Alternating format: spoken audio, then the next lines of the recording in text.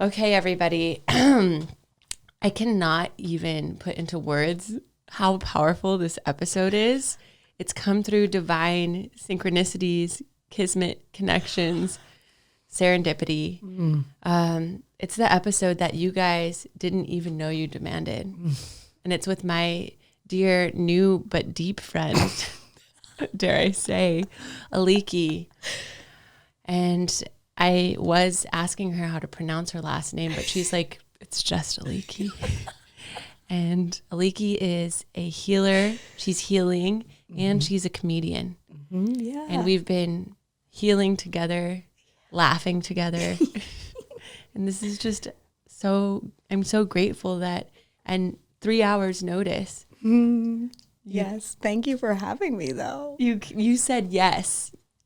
I did. We've been talking about what we were saying yesterday.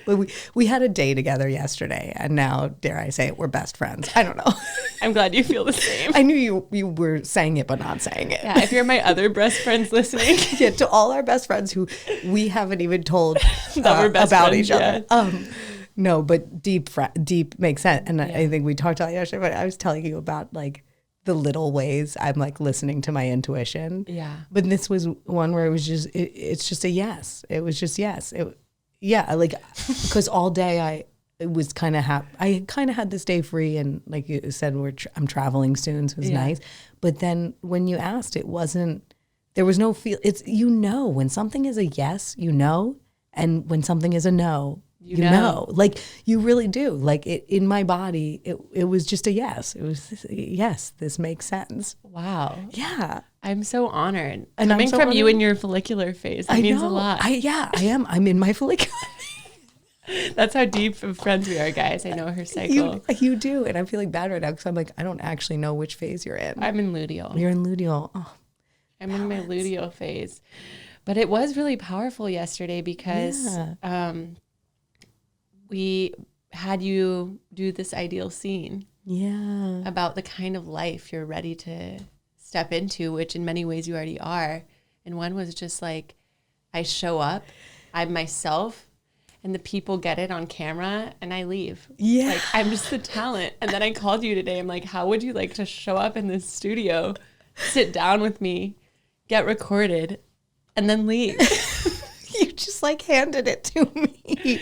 I'm like, yeah, I would like that. I'm not going to say no to that because yes, that is exactly what I want. Yeah. Ask and you shall receive. I've been saying for so long, I just want to talk. I just love talking. And here you are. And you see so many people, everybody else is just talking. Why can't I talk? Why can't I just talk? I'm chatty. I'm probably the chattiest person a lot of people know. And we're honored for it. Although on the Enneagram test. Yes. Which, did I pronounce that right? The Enneagram. The Enneagram. Which is Greek. Which is Greek. You. So the Enneagram. As we say in Greece. He's come from the Greek, obviously. You're welcome.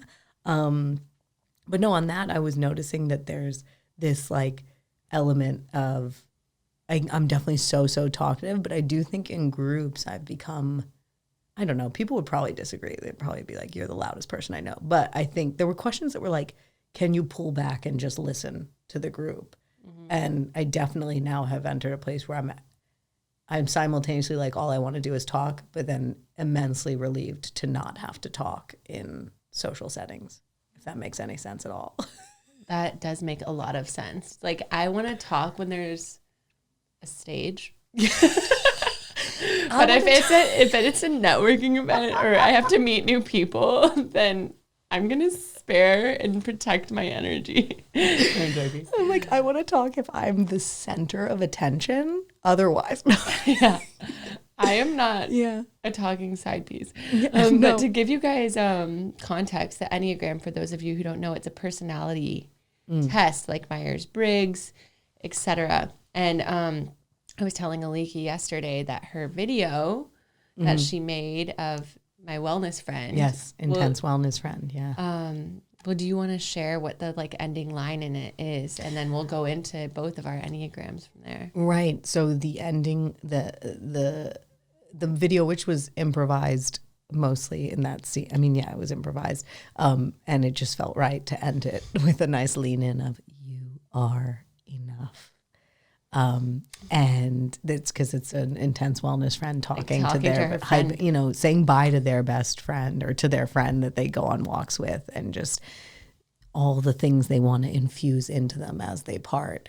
And it's you are enough, which is something that I, as my real self and not a character, and all of my yoga classes with, reminding people, encouraging people to remind themselves, I am enough.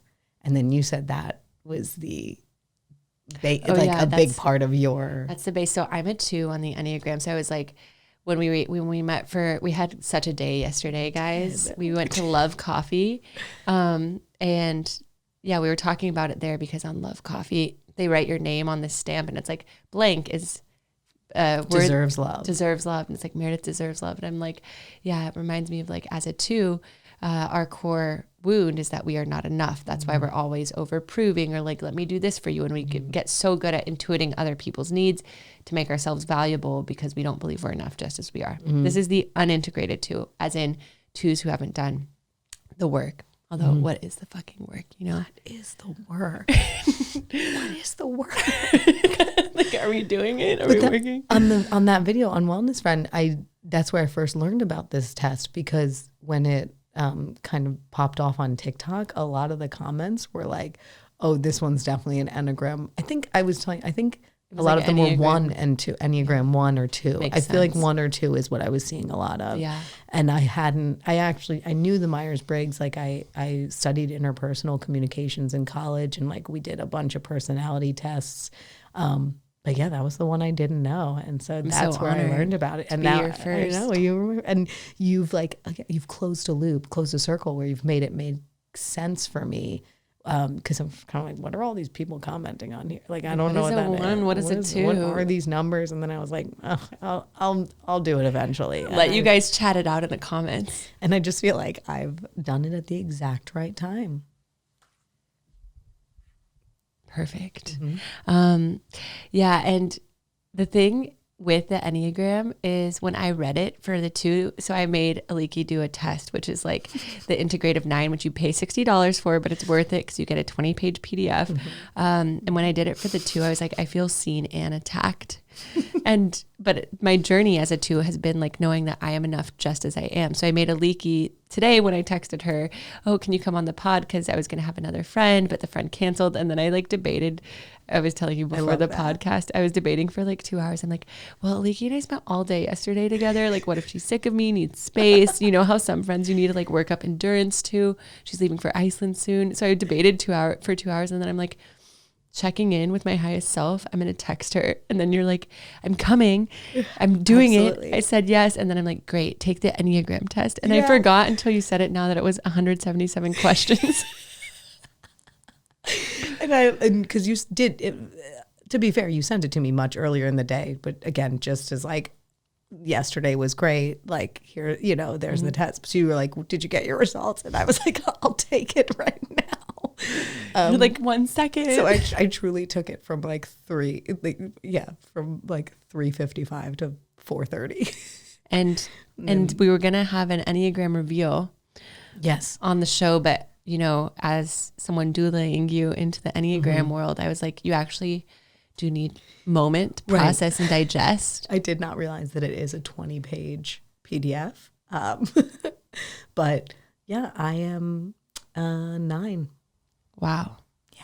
That's really powerful. It feels really powerful because that's the last number of the types. You're like, does that make it the best? Does that make it the best? You could also say number 1's the best. There's no best. I think that's and number 2 is certainly the one that's enough. Right. And we'll tell you that much. I'll tell you that for sure. I'm going to say to you right now, 2 is perfect. Feeling seen. Do we do our deep breaths? Oh my gosh, you guys. Okay, we'll do our deep breaths. I know everyone's at their edge of their seat. What number, or what does Aliki's number mean, and how does it resonate for her? Right. We know she's a 9. Okay, so yeah, let's do our deep breaths. We're actually going to do a collaborative pack of 3. We always do our 3 deep breaths, as you guys know, our loyal listeners. So Aliki's going to do the middle breath. We're going to co-create this breathing experience together. I think I know what you mean. Yeah. I'm just going to go with it. Okay, great. So first breath, taking a deep breath in through our nostrils. pulling up to the crown of your head, breathing in your enoughness, and exhaling it out. Okay. Now, second breath, breathing in your enoughness and breathing out any concern that I said the same thing as you on the inhale. Sometimes you need to hear the same thing many times. Third breath in, breathing in the allowance, the spontaneity, the unfolding of today. And exhale, trusting the perfection of it being exactly as it's meant to be. Wow, guys. Thank you for holding me to the 3 breaths. Oh, I don't know. It just came. I just was like, the breaths. Mind melt. Yeah. Yeah. We're just helping each other. I know. It's like we share a few arepas. We ate arepas yesterday together. It's like we're so in sync. It's crazy. I think it's just a matter of time before our cycles sync. I know. They're definitely going to be syncing. They're syncing right now. I feel like it probably maybe within like in 3 cycles, I feel like we'll be synced. Yeah, we'll keep you guys posted. We'll keep everybody posted. And to the loyal listeners, it's so nice to meet you. Yeah. Thank you for having me. Yes. You know what? I just felt like you and them would get along. It's like introducing them to a step parent. Yeah. But you're like, this Aliki's going to be new in your life. She's here now. She's going to be new. The first time might be a little awkward, but say hi, be nice. She's an Enneagram 9. And we love 9s. We love 9s. We don't know a lot about them. So we're going to just, I know you were just absorbing this information right before the podcast, but tell us a little bit about how the 9 resonated upon first glance. Upon first glance, the words were, it was 9, adaptive peacemaker. Okay. Is that right? Yeah. I think that's what it said, adaptive peacemaker. Yeah. And I felt like that resonated. And now I'm already forgetting like the first sentence, but I was pretty much everything I was like, yep. It was like harmony. Yeah. Harmony. Causing or trying to create harmony to those around you. Yeah. And also feeling you procrastinate. Yes. And if you don't want to do something. Yeah. If it's something I don't want to do, because I do definitely struggle a lot with procrastination.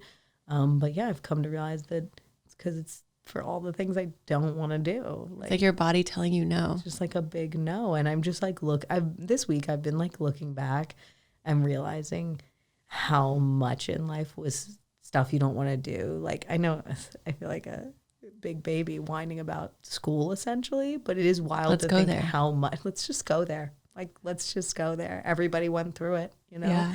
But it is wild to think how much you have to do as like a young adult and a child that is just so not stuff you're interested in, you know? And I'm thinking how I'm remembering that I used to procrastinate so much. Like, I was doing work late at night, you know, assignments like late at night or like waking up really early in the morning. I mean, I really am just a severe procrastinator for sure. Well, what I love about that, it's kind of like your body telling you, your intuition telling you, like, is this in alignment? Yeah. And then it's like in my adulthood now, now that I do get to make my reality and go for what I want to, you know, do what I want. Now that I'm in this place of like, I can do what I can make it. Yes, I have the divine feminine power pulsing to create through me. Powerful stuff. And now that I can do that, it's like, okay, so do that. Like, what do I want to do? And then also letting myself, like, one of the things I wrote on the ideal scene is waking up at ease. Oh, I wrote that down today. I added that to it today. I love that. Is waking up at ease and confident about the day. And just because I realize I think my norm, or for a while, has been like waking up like, what do I have to do today? Like, right. Oh, am I, you know, on like top? The shoe to drop or you know, anxiety. like just kind of like, what am I missing? Like kind of a feeling of like, oh, what am I forgetting? Just always assuming I'm like forgetting or behind on something. And so starting to change that inner monologue to be like, I am right where I'm supposed to be. I am, everything is happening at the right time. Yes. I am aligned. I'm aligned. I'm in flow. I am in flow. I'm exactly where I'm supposed to be. Well, what I love too is that we had a little moment yesterday too, where I feel like you are what we were talking about, like as we up level, it becomes more and more clear that things that might have been a yes in the past are no longer a yes. Mm-hmm. And you were sharing with me one example of that. Of like what it was for my work stuff. Yeah. Yeah, exactly. Like I think what I've been shifting from over the last couple years of like living here is shifting from kind of like gig work, like kind of running around being a production assistant or nannying or like all these little kind of odd jobs where you start to realize like you're really spending a lot of energy. And I'm very blessed where I've had a great friend who's been able to lead me into like content creating and making videos and stuff. And now I'm actually able to get paid to make content, which is also another lovely circle closed because like I did do a lot of production in college and stuff. Like I know how to edit and stuff. So it became this thing where it's like, oh, cool. Like because I can make videos now because social media and, digital advertising is such a thing, I can now be doing that for a job. So it's a new world for me. I'd only just started in 2023, actually like getting paid as a content creator. And so it being a new world for, you're just like excited, like, yeah, I'll do anything. I'll do anything. Yeah, great. And then, just anything, the great, I'm getting paid, great.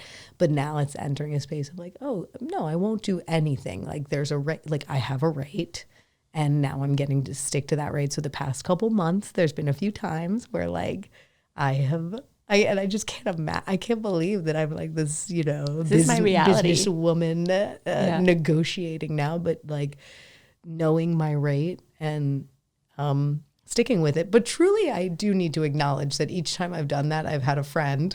It was like Rachel, and then it was you, like honored, really encouraging me and kind of helping me stay there, reminding me that I deserve that. So I don't know, maybe that support is essential for me. Well, we love it. Well, we're just holding the mirror to what's already happening. Yeah, true. But it's cool because I think it's such a poignant example.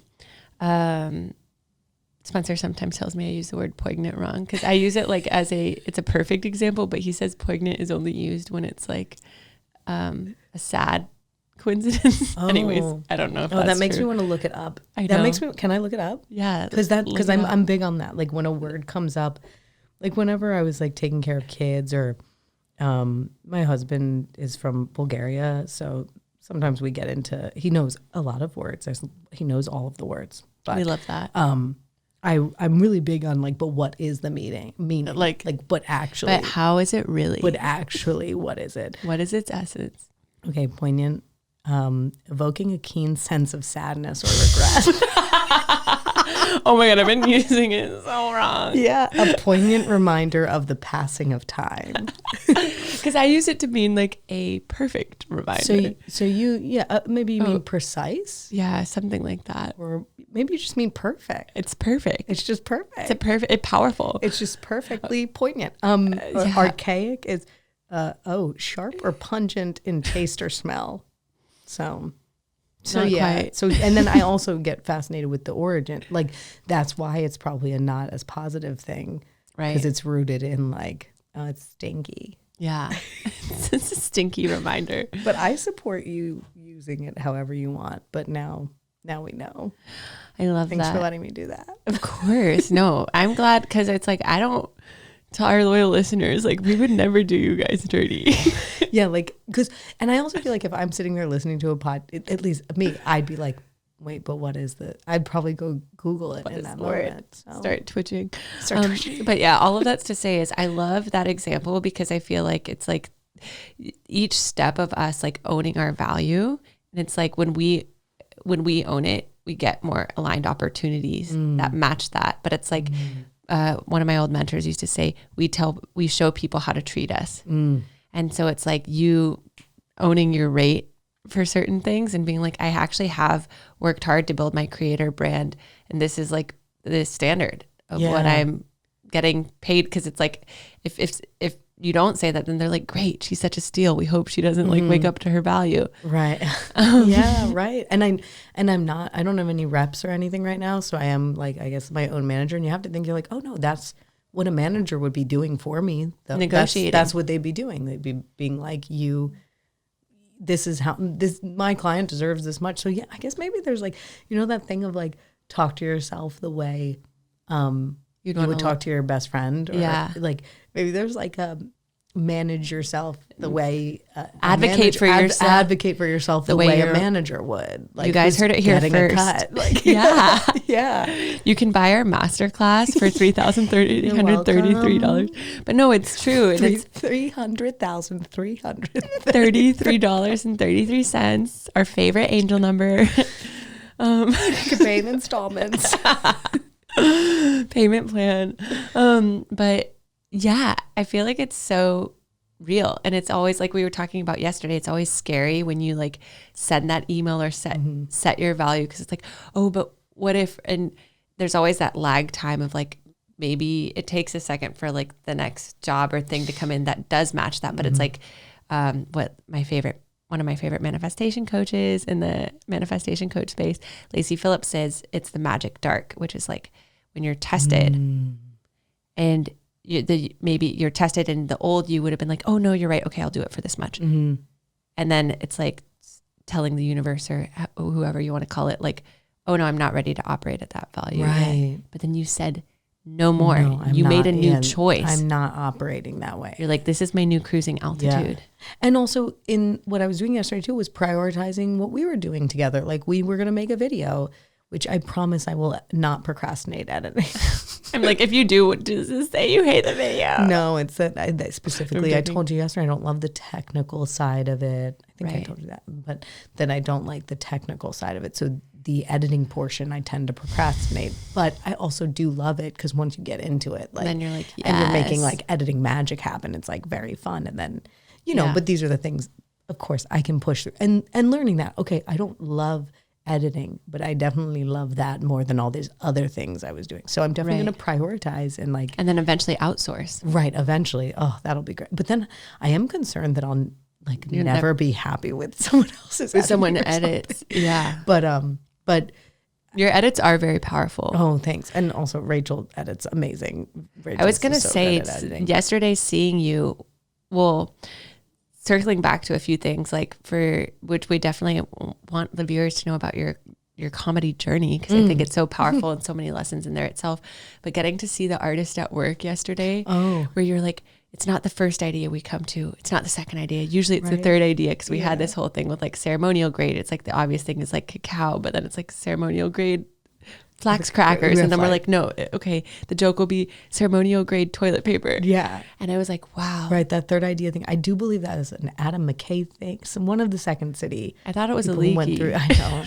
Well, Aliki uses it though, for sure. I'm always like, credit to my teachers and like all but yeah, definitely. It's the third idea thing. Like keep going, and then you'll get to the more Meredith idea, like the more unique, specific, the more you idea that only that's not just the top of mind. That's like in the common zeitgeist. Yeah, look at us. Like the joke that everybody else. I've felt like such a better human ever since I learned the word zeitgeist. You're like, it was years ago, but I think about it all the time. I'm such a informed millennial. Actually, truly, my writing mentor, Michael McCarthy. Who has since passed, and I just love him, still love him. He's the one who taught me the word zeitgeist, because his thing was like, when you're writing comedy, like when you're doing comedy, it needs to be in the zeitgeist. Like it needs to, and I know you were using it of like something that everybody's saying, but ceremonial grade cacao is in the millennial Venice zeitgeist. That's in the zeitgeist. So then to make our joke, we were like, how can we put something that sounds silly with ceremonial grade, and also not offend anyone or any ceremony. Because we're also healers, and that's a backstory that I don't know if I mentioned to you guys. But part of the reason Aliki and I bonded is because she came to more of that event, because we were going to have her at our as a stand-up comedian at our event, which we still will. But we had Rachel, who's your childhood friend, who you make videos with, which we have to get into that whole origin story. Yes. But then when we were like, okay, we love that we're both like yoga teachers in the healing world, healing and also comedians. Yeah. Hashtag. That was such another great like hashtag. Oh wait, what was your hashtag? Oh, I don't know. I was gonna be like hashtag healers, humorous healers. Humorous healers is good. Or we came up with an idea yesterday to do a comedy and crystals. Yeah, I feel like we need a comedy and crystals night. Yeah, comedy and crystal ceremony. Yes. Comedy and crystals ceremony. Yeah. Ceremony. And that night was another great like alignment thing of just like, it was just a yes to come, even though you were like, oh, I might be late. And I'm always like, yeah, it was maybe going to be late. I arrived just as you were starting. Like what I came to understand, because like you were holding the mic and I was like, oh no, I'm late. But what I came to understand is you had just grabbed the mic in that moment. Like I snuck right in just as it was starting. And it was another great moment of, I don't remember what I was coming from or what was up, but it was another moment of just like, definitely, yes, I'm going to that. And I was excited to not be performing, like to just get to just sit back and watch and observe at that time. It was like really nice and aligned. So that's another, like, I like that it all started, like when we met, it came from this place of, oh my gosh. Yeah, just aligned, like, oh, perfect timing, like not late at all. Right on time. Right on time. Well, and it was so synchronistic because going back to that, I'm like, just so you guys know our whole origin story of our friendship before it gets too deep. And then we have like years to fill you in on. I had just performed at Flappers 2 weeks ago.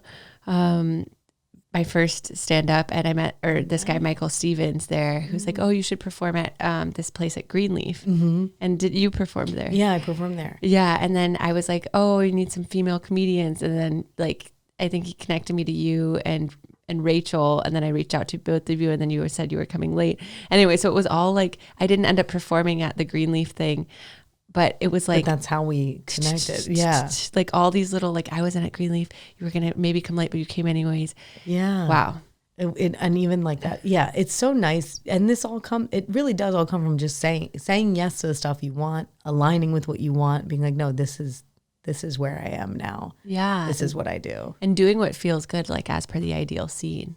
Yes. Like I'm around this kind of person that makes me feel this kind of way. I'm showing up and creating content, and does everybody know the ideal scene? I'll tell you guys again. I think I might have. I would imagine. Oh, I mentioned it on the story of how Spencer and I met, because I did one before I met him about my partner. Instead of I am, it's we are. Oh, because partnership, but you and your man can do one for the next iteration of your relationship. Yeah, that would be nice. Next season. Yeah. But yeah, so an ideal scene is like I am in the middle, like a sun, and then these rays coming out, and you write everything in the present tense. Like I am getting paid to do what I love. I am waking up feeling so excited for my day. I am hanging around other inspired people where we co-create magic together. And it's just like focusing on the feeling and the types of things you're doing and how you're spending your time, so that you're starting to focus on so much of what you do want, versus I feel like in society so much of the time we can complain or focus on what we don't want, which as per our name, more of that, like what you focus on, you get more of. Yeah. You reminded me of one of the impactful things I heard one of my yoga teachers say one time. I'm sure it's from somewhere. I don't know where it's from, but worrying is like praying for what you don't want to happen.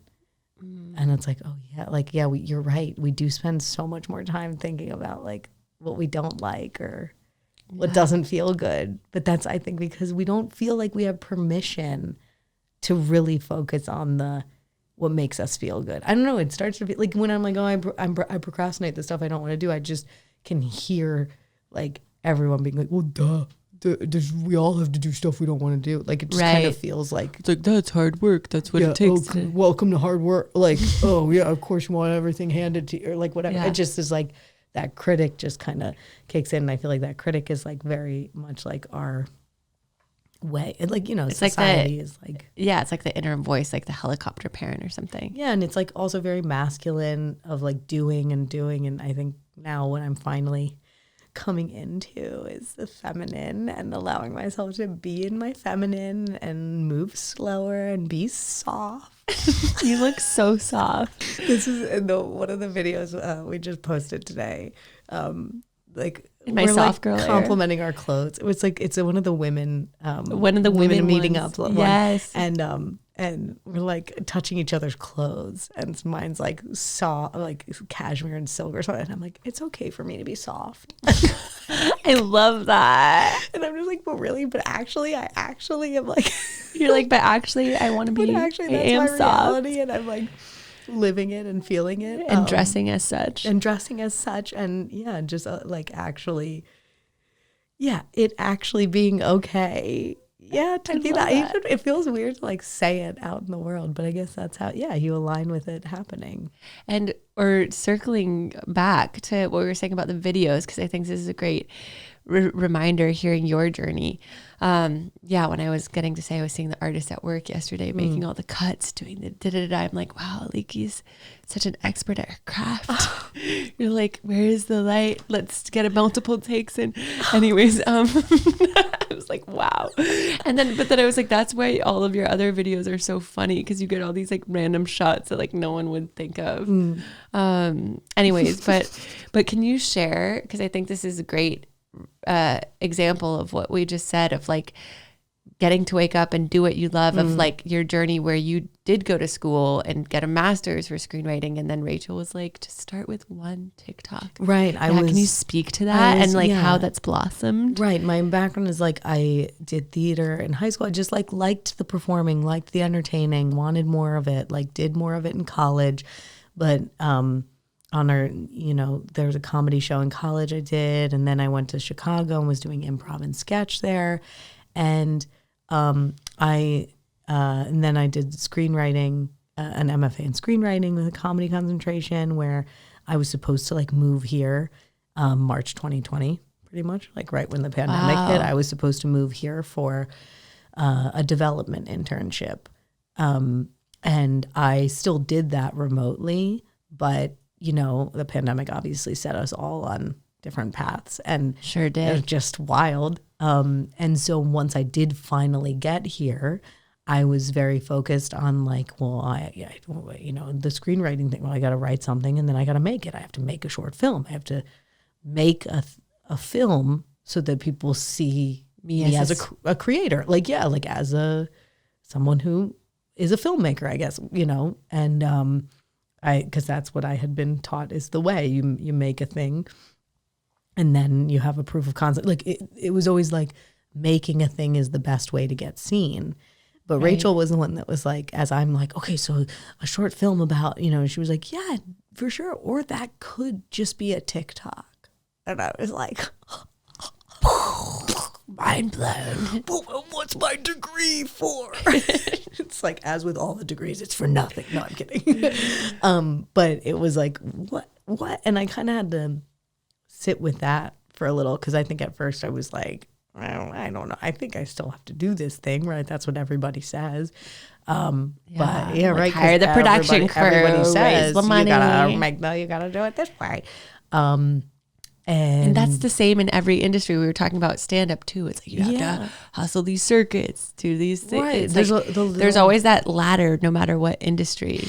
There's a ladder that the loud people say you have to do. It's kind of interesting. You're like, people are like, you have, I know it's a lot of just people saying it though. Because then if you actually listen to people who are maybe where you want to be, no, they did not all take the same exact path. Like everybody's path looked different.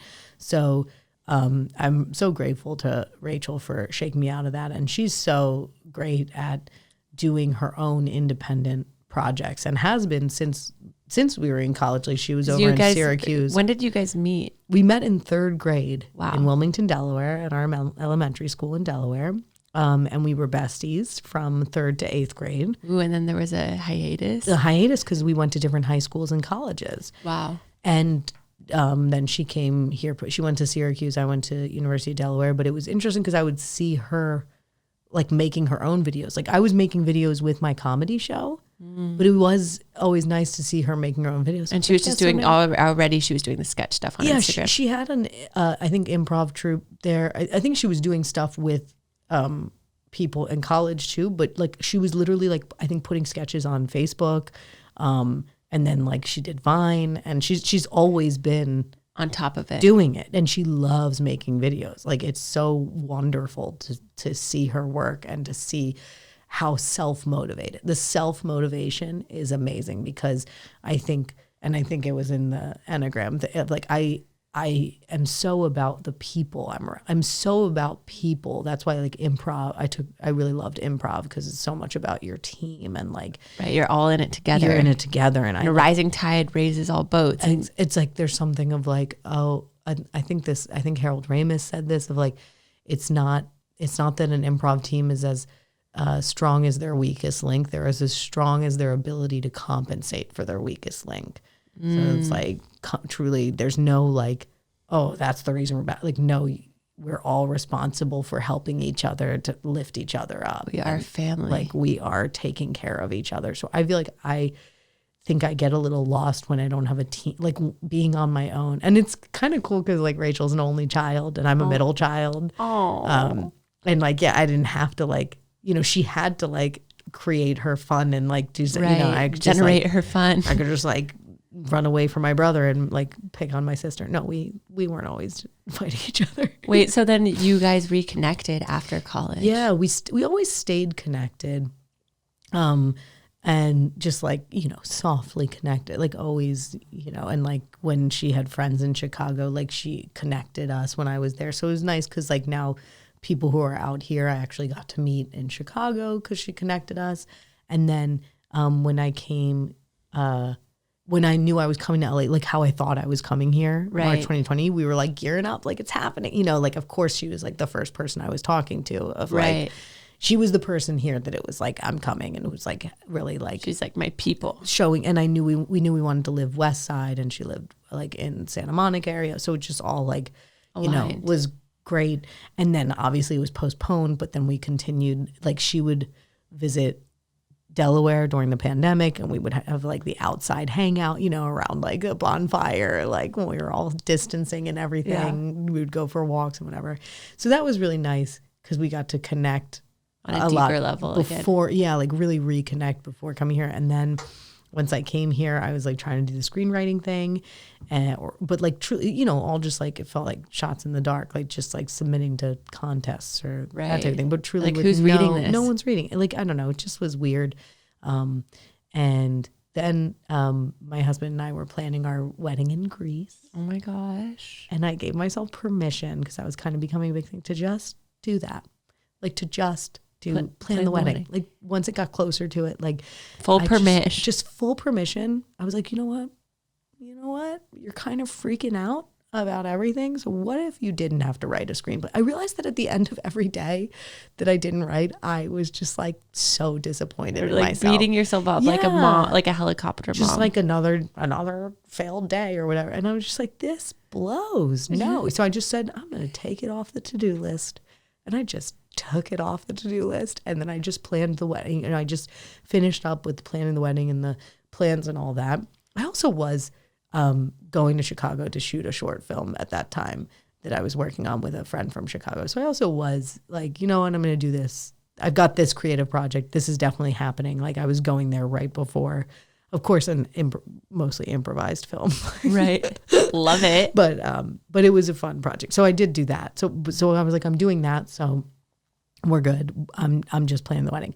Then the wedding was one of those like, you know, destination weddings. So people were coming. So I wanted to make sure it was a good time for everybody, like worth it. So it was kind of a couple events. Right. It turned out to be just an incredible time. Oh, and I wish I knew you back I know. I'm like, it's so amazing. You'll get an invite to my vow renewals. Yay. Okay. I'm always like, no pressure. I'm like, if we have a child, like, let's just do the baptism over there and just like have another. It also weeds out the weak ones, you know? You're like, are you coming to Greece? Who's coming? Who's coming? Are you legit? Yeah. And it was really such a great time. So cool to see the people who came. It was just so awesome. And then I like kind of looked around and I was like, I like produced this. Like, this is my production, my signature touch. Like, this is all because, like, I had an amazing wedding planner, Joanna Lukaikis, in Greece. Shout out Joanna. Shout out Joanna. Really amazing. I love that you're paying respects to all your healers, teachers, and planners. I'm like, huge on acknowledgement as a two.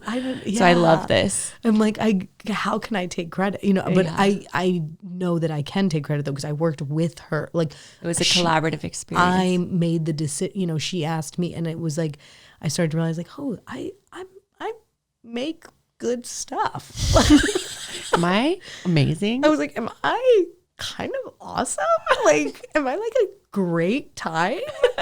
And look at all these people laughing and smiling. Do I have excellent taste? Yeah, okay. And then when we got back from that, Rachel was like, let's just have creative meetings weekly. And then when she came over for the first one, I made a bunch of food because I missed Greece. I made a bunch of Greek food, and then she like saw the spread when she got to my house. She was like, "This is the video," and I love that vision. Right? It was just. I love y'all's friendship. You're just like beautiful. Elevating each other. Yeah, I'm so. It's amazing to be like, it was so meant to be. And you both kind of rose together in that comedy sketch, but like separately. Isn't that what's neat? Is like together but we have separately. This foundation together of like playing Bratz dolls and like making up scenes with like, constant imagination and play. Like truly that's the time we were friends, because it's even neat to be like, we didn't get into the high school like stuff. It really is so it is so much like our childhood, like the really fun, playful stuff, like snow days. Like that's what I love, because actually one of our tenets at More of That is the playful state is the powerful state. Yeah. So it's like by you guys playing, and I always say like never give up on your childhood dreams, because I feel like those are like the most pure versions of what we actually want. So I love that you and Rachel were like playing together as kids, and then like as adults we're kind of doing like the same thing together still, like, and staying in that playful state, and that's where like the magnetism has come to, like, of what you've created. Right. It's cute to see why it resonates with people. It's like it's warmth and friendship and play and like fun. That's what's coming. And it's just fun. Like, we did the Greek Friends series, and that was like the first one that kind of like did with that video. And it's, again, so beautiful how that happened. Right. We were just like having a creative meeting, but then Rachel was like, no, this is a video. Like, and it was me like essentially force feeding her when she said she wasn't hungry. And it's just like when your best friend is Greek. And then we made a bunch in that series. And then was that your first video? Like your first kind of signature leaky video? Yes. Yeah. And again, like, I think we had done, it was the first one I was a character in, I guess. Like we had done other little ones, but and those were like Rachel producing those. And then that was in the summer or like midsummer.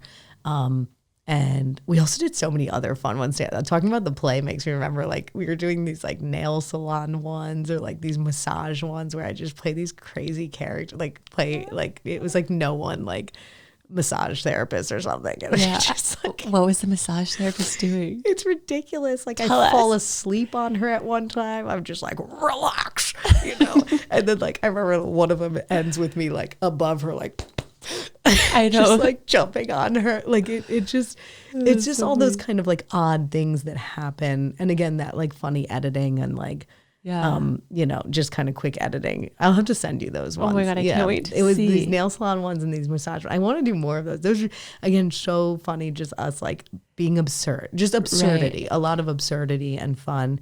And then by fall is when I was like, okay, like if I was doing my own character, like, okay, let me see if I can challenge myself to like make characters, or make my own video, but I really feel like Rachel truly was this guide, like bringing me into it and showing me and really encouraging me of like, you have the power to do this yourself. And then now it's cool because, I guess I don't have like I have short films, but none of them I like as much as everything you can see on my Instagram page. Your sketches. And now that's like leading to other stuff. But it's like people coming to you because you started with doing the things that you love, which were like the lowest hanging fruits, and doing them with friends, which I love. Like in our industries, it's like turning like friendship into creativity and collaboration instead of like having comparison. And going back to the improv thing that you said, when I took an improv class, they said this quote, which I love, where it's like the best improvisers make their scene partner look like Tina Fey, where it's like feeding off of each other. Yeah, And then that ends up creating, like, whether you're in the same scene or you take that energy with you and do your own sketch, it's like that same energy in our friendships. Right. Like it's so not, elevating. Yeah, right. It's not like your scene partner is not the problem, you know, or like whatever. Like not like that. It's like you're being grateful to have them. Like being grateful for that partner. Yeah. And like enjoying just playing. Yeah. And if you're a kid, you're not playing good enough, you know. You're like, let's just be playing, goofy. you're just imagining. I remember like one on-camera class I took, the teacher, he was like, it's a chance to play, like when you're auditioning. Because I feel like on-camera classes are just teaching you how to audition because like that's the job. Right. And he was like, you gotta be excited. It's a chance to play. And like my one of my favorite improv teachers in Chicago, Susan Messing, was the same, of like every audition, you love acting, like it's a chance to act. Like you get to do the thing you love doing, like have fun, or like I think this one comes from me. I think I said this one. Oh my gosh, a leaky original. I think it was like I started to realize like if I was too in my head in an improv show, or like I didn't have fun, it was like I went to the playground and didn't play. It's like going to the playground and taking it too seriously.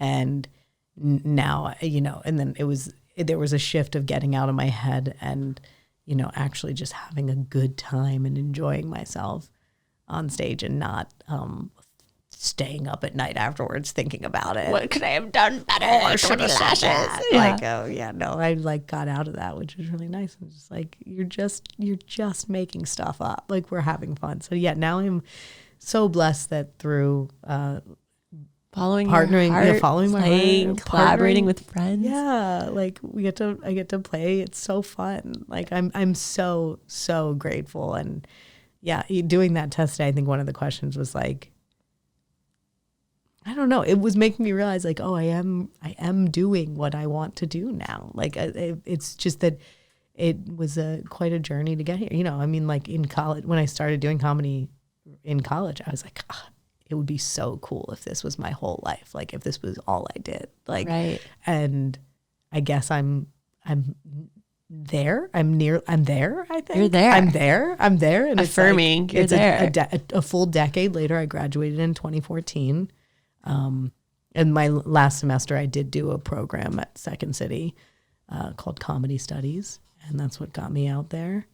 And yeah, now a decade later, I'm like, you did it your way, and that's kind so of cool. Yeah. Now I look back, and I'm like, I appreciate everything was meant to be how it was. Like, I definitely try to get out there, put the message out there now of like, if you know what you want to do, you have something you like doing, just do it. Like, just Nike was onto something. They were onto something. Just do it. They really were. They were visionaries. And when you say we say it, but you don't sit with it, you can brush over how impactful it is, but you're like, literally just do it. But actually just do it. Especially in LA or anywhere, right? Where you're like, oh, well, I didn't get this call back, or it's like we so often, or this job didn't accept me, or whatever industry. It's like we give the power to someone else to decide versus like, well, what's the first step that you can take on your own? Like if you were taking radical ownership of where you are versus like, giving the power to like a casting agent or whoever, it's like, how can you just start to do that on your own scale and tap into that feeling right now? Like creating a sketch on Instagram and like releasing it and just being the biggest KPI is like, did I have fun doing it? Yeah. And it just being like to start now. Cause I think 10 years later, where I'm at now that I'm like, I can look back over a full decade of doing this, of pursuing it. I'm like, so much can happen over time. Like time, you slowly chip away at things. Having the time of your life. Can this mic handle that laugh? I love it. Yeah, like and even that, like that literally was like an actual just bit I did with my friend who was visiting. Yeah. I'm sorry to interject, guys. Aliki did a video the other day where she was at a restaurant called Time, but spelled like the herb. And I'm just doing this bit as the friend who thinks they're hilarious. And it's just like get it. What was it? Simple joke. I was like, get it. I Venmo'd her. The beginning, the where that clip came from is I Venmo'd her for the time of my life. And I was like, not T-I-M-E, T-H-Y-M-E. I'm like, it's this intense. Like, then you do this great. Oh my God, I love it. I feel like a baby, you know, when the baby like does the same expressions as the mom, like you're laughing and I'm like, I like silent. I love it. We're so in sync. And then it makes me actually laugh. But yeah, I like literally like, that's so amazing. And yeah, it's, and that friend is someone I did that college show with. Wow. Full circle. So full circle. And that like we have stayed connected. We have stayed in the industry of video production. Like we've stayed, and now we both are truly comedians doing stand-up. Like I avoided stand-up for a while because I did love doing stuff with people. So Right. that was really like more when I moved here. I did it a little bit, but I was always like, no, I don't like it. But really I was very scared to be totally on my own and to not have a team.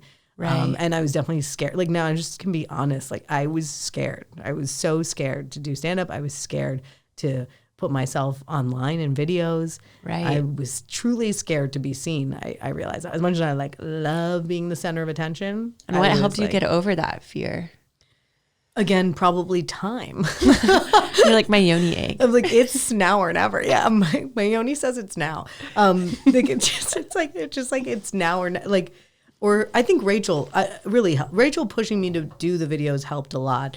And then once I saw how fun it was and how cool it was for people to see them, which it's also like in the beginning, like there's so many that nobody sees. And, Right. you know, I always say just like whatever audience you have, like I see a lot of people starting a new Instagram for their thing Right. that they want to do. Right. But if it's your thing, like I say, convert your personal Instagram into that. it, because the people who are there already Are there for you. They're the first supporters. Like they're your first supporters. And then it'll grow from there, from those people. But it's so horrifying to do this thing that is essentially kind of like cringe in front of the people, you know, like putting yourself out there, putting stuff out there as a, right, like a talent, but not like actually necessarily being there yet or whatever. But it's again that decision of just like, no, I am a comedian, I am a performer, you know, I am a video creator, so I do that now, and like, you know, keep following along with it, or go if it, you know, if you don't like it, you know. It's true. It's like claiming it, like not even fake it till you make it. And we were talking about this yesterday too, of like it's like the more you do it, the more people start to see you as such. And it's like Right. so funny because similarly, like when I got into coaching, I just shut down my beverage company, and having gone to Harvard, I was like, oh, well, all my other, I know. No, I don't. It sounds so conceited. Me just finding out that you went to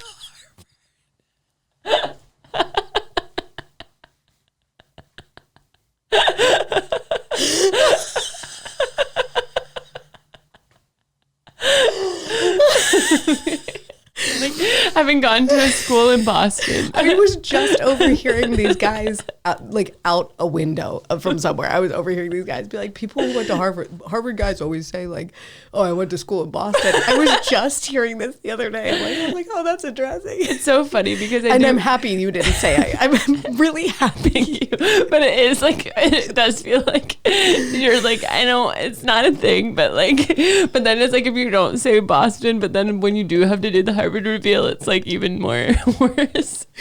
But Yeah, so you were saying okay, so you were saying having gone to Harvard. this was actually a college reveal instead of an Enneagram reveal.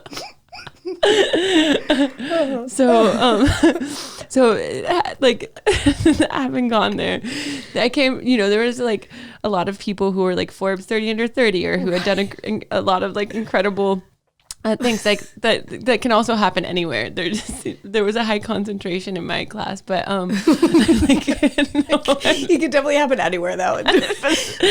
For sure Harvard's not that special. it's not like that. It's gonna happen anywhere. It's like I was gonna say it's like the University of Delaware of Boston.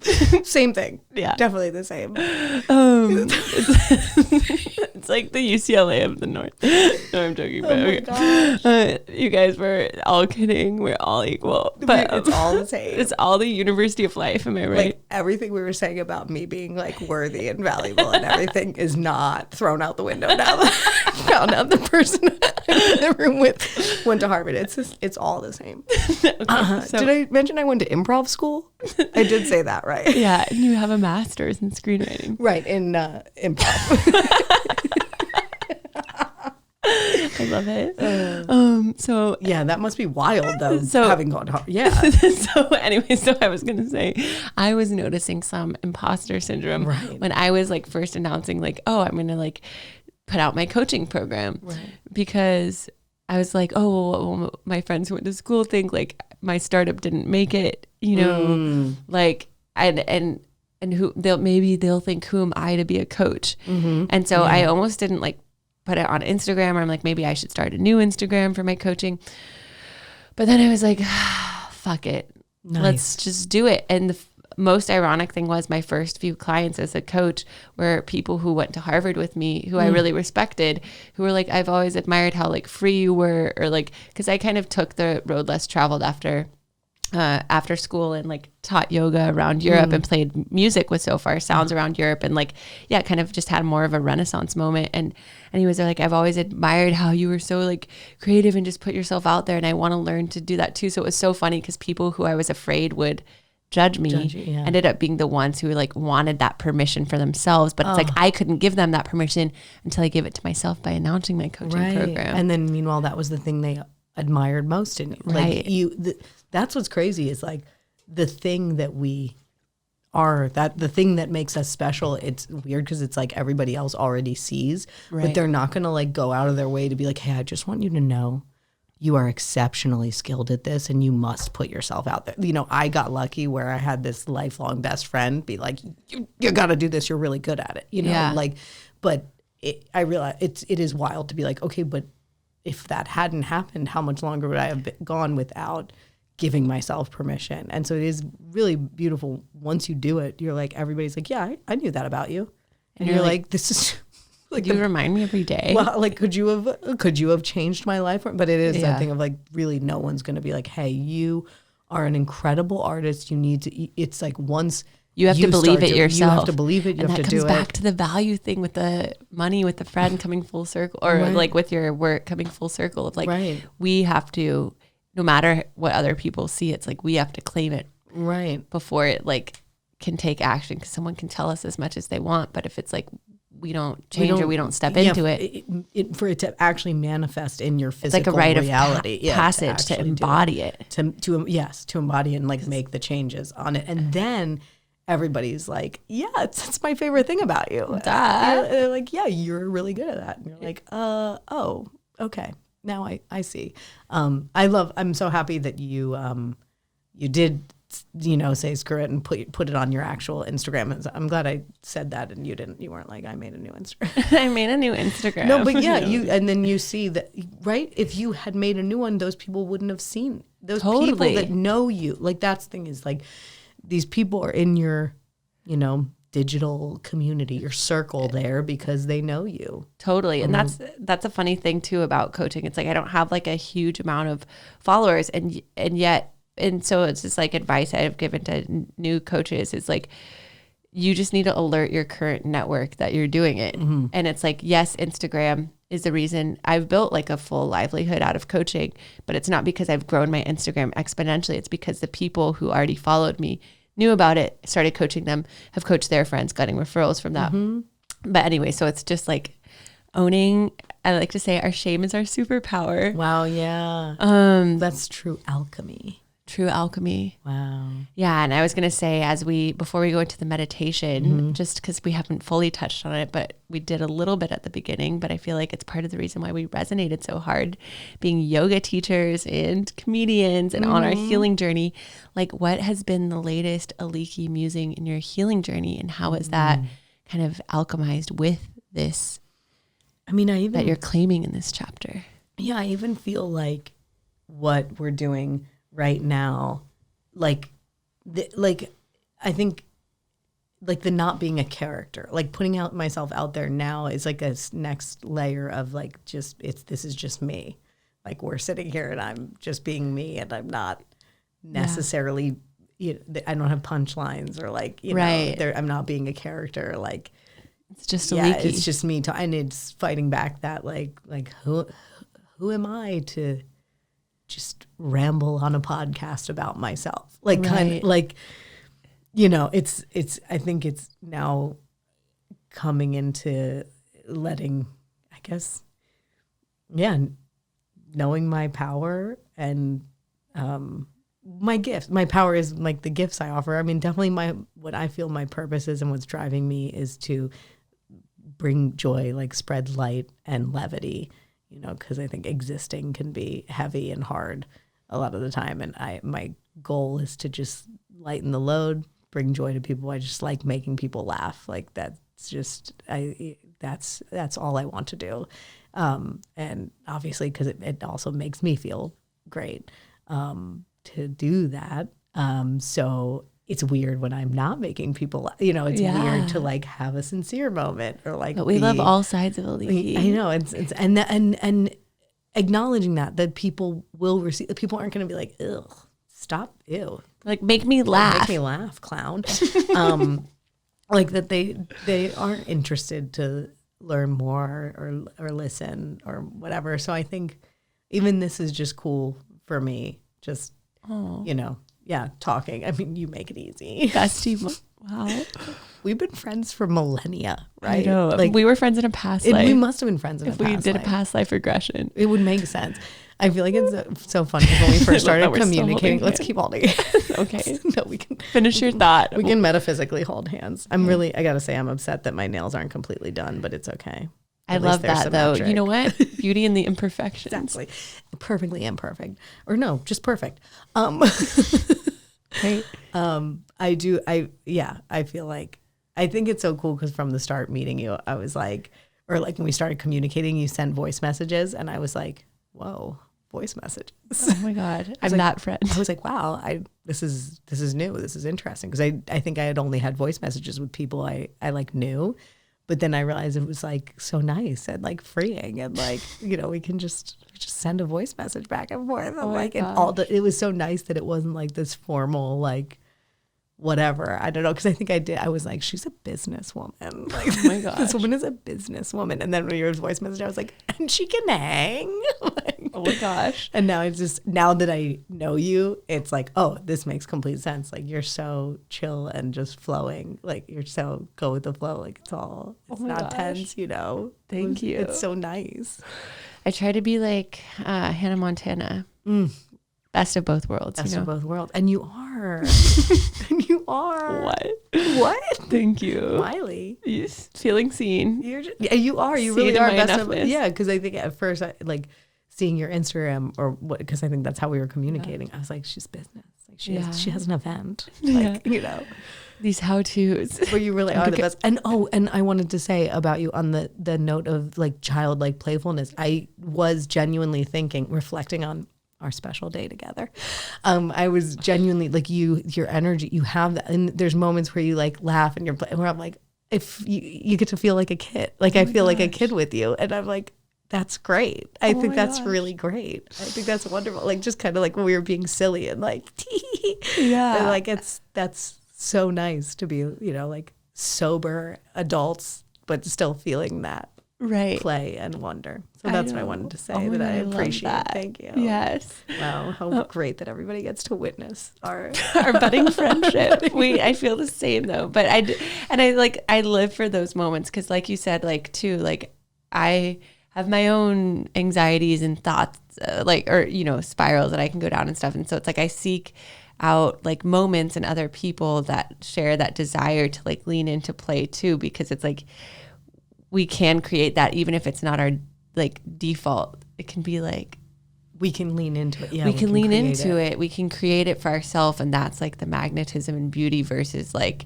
it's all comes down to like having that choice of how we want to be in each moment. Yeah. And one of my other favorite quotes is it's our responsibilities, not ourselves, we should take seriously. Am I right? Right. You are right. You are right. I'm like looking for validation. You are completely right. Wait, there was going to be something else. Okay. One last little question before we get into the meditation. And I just like thought to ask this today because I'm like, I want to have like little powerful stuff questions that just like little, ones that the loyal listeners know that I like ask the guests. And one thing that I love is I always say triggers are treasures. What I mean by that is like, the things that trigger us. It's like the invitation where it's like inviting us to grow or to communicate or to level up. So it's like every trigger can be a treasure if we let it. So I was going to ask you, what is a recent trigger that has been a treasure? Well, what that makes me think of first is that like I've been, I told you I've been working with a healer. Yes. And I feel like the biggest realization about myself. So I think I told you like I got stressed out when someone was frustrated about something around me. It made me like really stressed. And I was like really nervous about it or I guess, no, I think what I want to say is like on the note of triggers as treasures, what I have realized is where I thought I was feeling my feelings, I actually wasn't. I've been like rationalizing things or trying to make peace with them. Like, oh, this thing makes me feel this way. But, I understand where that person's coming from and always like trying to make peace with it. Right. I think before so I actually was like, I think it might be. Before I actually fully feel the feelings. Like what she's helped me realize is like, I never would have thought I'm someone pushing down feelings, and that I have been pushing things down. So I guess I could mention like last night, I just was feeling low. Like, I don't know, like not from you, not from our day, but maybe just from like, we had a day, we had great energy. And also it was so fun. So maybe there's like a weird little come down from that too, of like withdrawal, or just kind of, again, the thing of at the end of the day, like, did I do enough to have had a successful day? Did I take care of everything?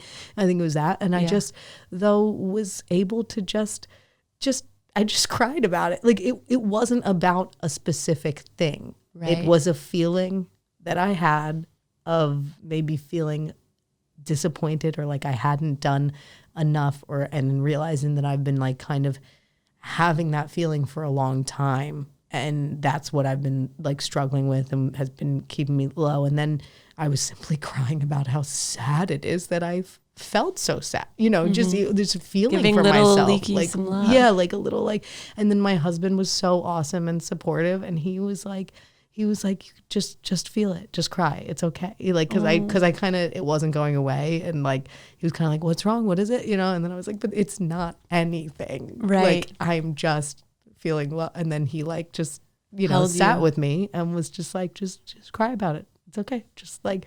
And then as I cried about it, I was like, it's like so sad how sad that feeling is. And then I cried about that, and then literally it was all better. Isn't that so funny?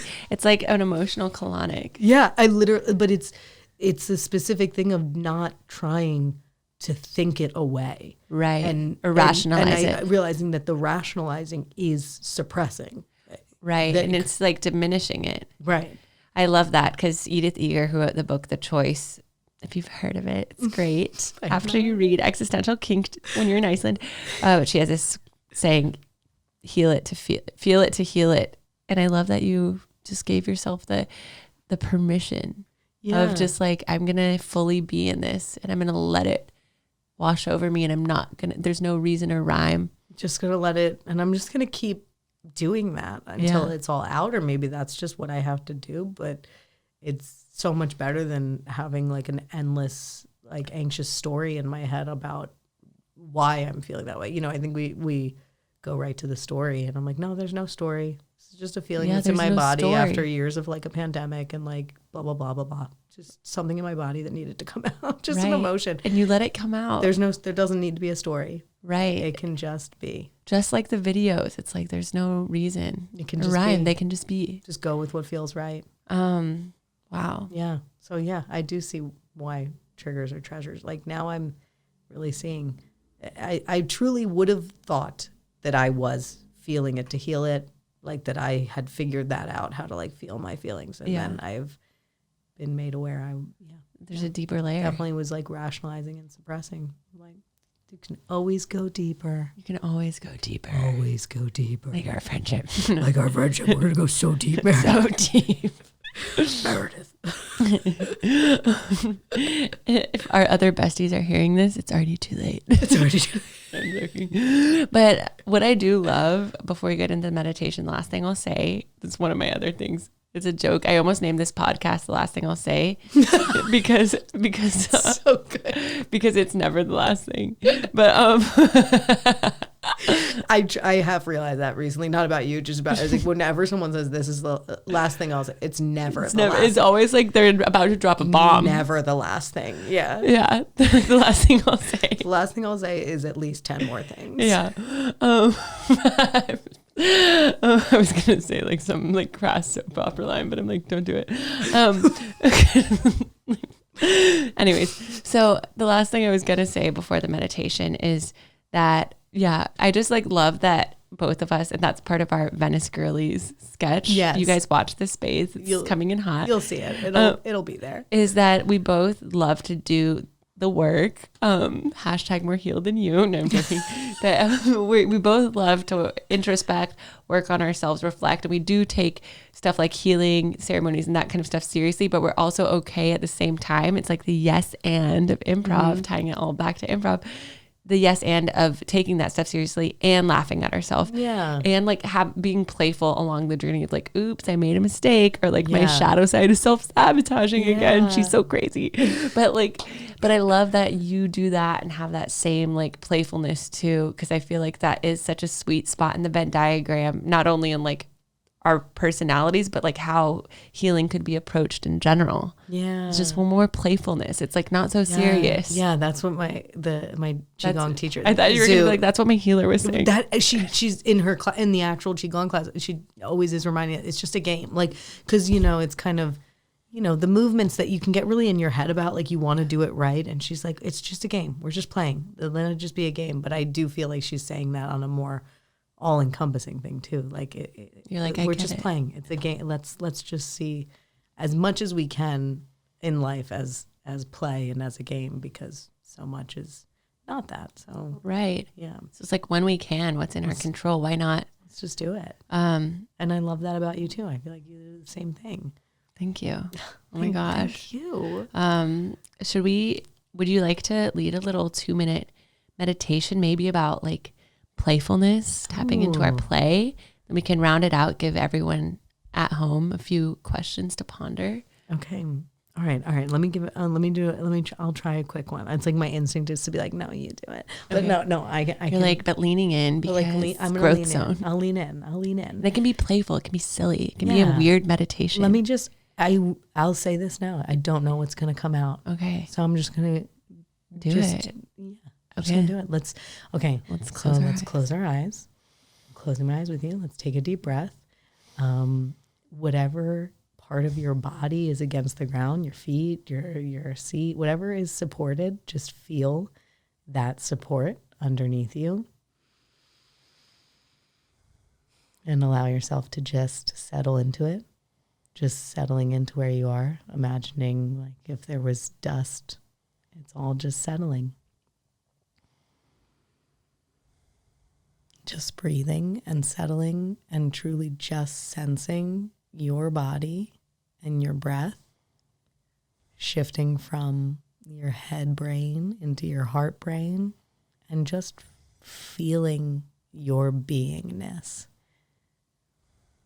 Just appreciating that you can hear my voice, you can breathe, you can sit, and for this moment, there is absolutely nothing to do. The whole task and whole purpose of right now is to just be right here. And to maybe, while you're here, just being, to connect with that child self of ours that didn't have to actively take time to sit and do this. That we were just naturally in the moment, focused on play with no to-do list. Just kind of tapping into that energy and remembering there was a time where we just existed this way. And knowing that that part of you is always there. And that you can always tune back in as long as the breath is there. So taking a couple more breaths and just really savoring them.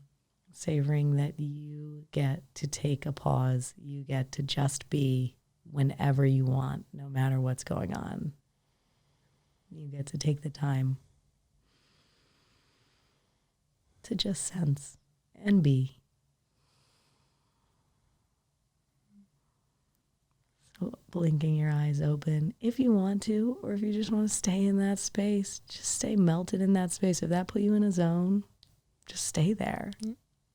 Wow. Powerful. Was it powerful? It was. I opened my eyes for a second earlier before you said open them. And I looked at your face and you had the biggest like childlike smile. I'm like, oh my God, Aliki's channeling. I think I might have been channeling. Did you guys feel it? Did you guys feel it? Did your inner child feel it? I felt little Meredith in my heart space. And I feel like we really can all channel. I think that's the really cool thing. We are a channel to the divine. Yeah. And we're a channel to our past selves and our future selves. And we deserve to fully enjoy and appreciate that about our beingness. We do. And it is so funny because we were talking yesterday on our drive of like how funny, like the common yoga expressions that we all say as yoga teachers, like root to rise. And like, you know what I mean?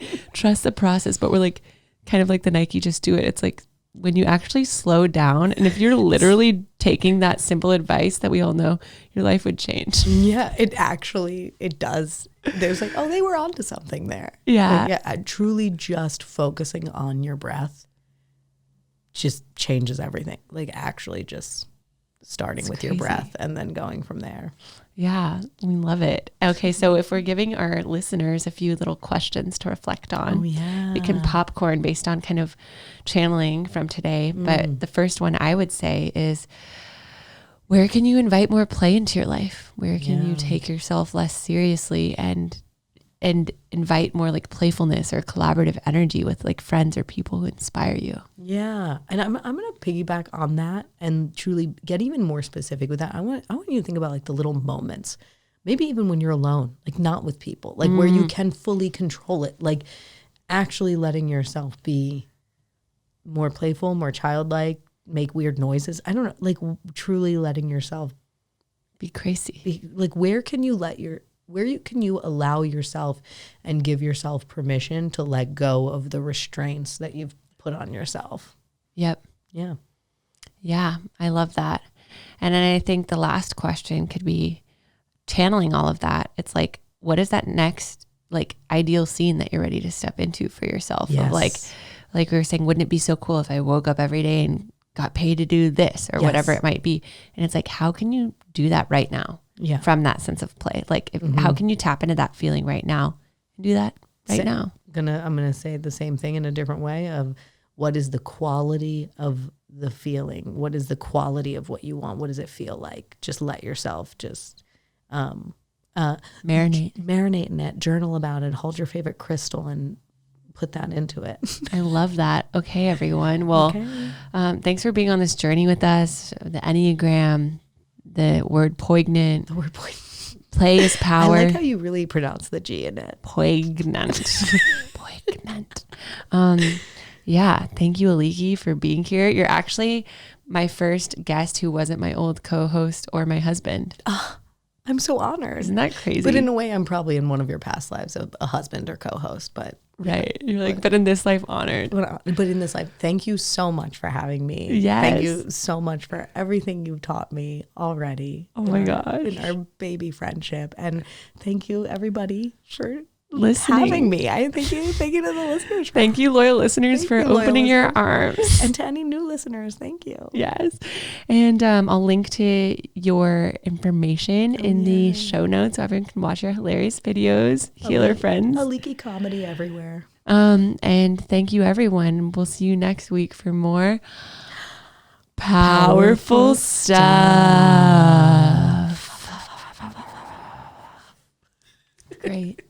Wow. So fun. So powerful. Powerful stuff. Fun.